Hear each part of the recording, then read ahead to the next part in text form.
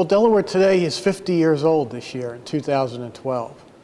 So we thought it would be a good idea to go back, look at the magazine, and look at the history of Delaware at the same time. So we were able to enter into a partnership with the Delaware Historical Society to do that.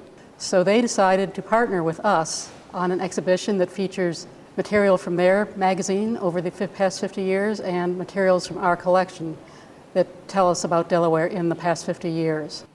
From 1960 until 2010, our state's population doubled. That fact alone makes for a lot of changes in a physically small state. In 1960, about 55% of Delawareans were Delaware natives. In 2010, only 45% were born in Delaware. So there's been a substantial change in our population in terms of those who are Delaware natives and those who are not. When you have twice as many people, you have today more than twice as many cars. That requires a lot of roads.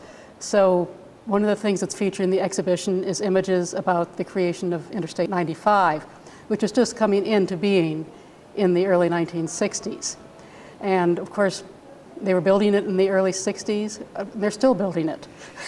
It's been built, rebuilt, widened, et cetera, and it's a constantly evolving road.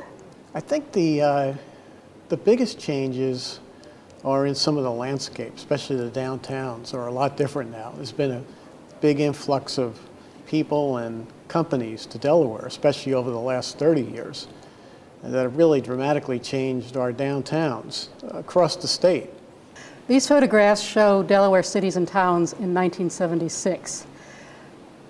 In some cases since then, the towns have grown modestly. Sometimes they've grown tremendously, and sometimes a few of them have shrunk a bit.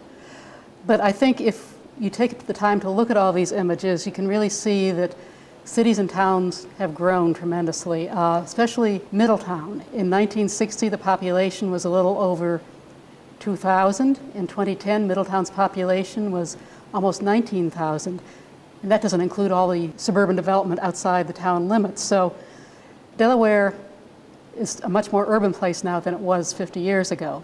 For many, many years, Wilmington was the place to shop in Delaware. You had to go to downtown Wilmington to buy just about anything beyond your daily groceries and things like that.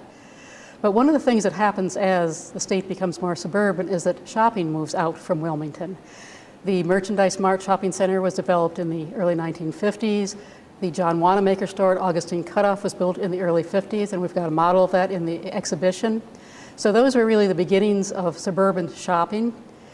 That's something that has grown tremendously over the years. People like to go to shopping centers where there's plenty of free parking. And because suburban shopping developed, downtown Wilmington declined as a place to shop because people didn't like to come into the city. They didn't like to have to find a parking spot. They didn't like to have to pay parking meters and things like that. So as suburbs developed, the actual city of Wilmington declined. Declined in population, it declined in importance as a shopping center, a place where you went to go to a movie. Market Street in Wilmington used to be lined with movie theaters. Those all closed. And Wilmington downtown area became primarily a place where people came to work. Even though much has changed in our state in terms of how we live, where we live, farming is still Delaware's #1 industry. The proportion of our land, however, that is in farmland has declined greatly, but still we need to remember that agriculture is our #1 industry. I think a lot of this is a story about people, and we want to have people come in and see the different people who have impacted Delaware and how they changed different things, whether it was business or politics, fashion, lifestyle. Magazine is very big on covering lifestyles, but it's through really the people. It could be restaurant owners or fashion people in the state. So I think it's not just about Delaware today. We didn't do it just to really highlight the magazine.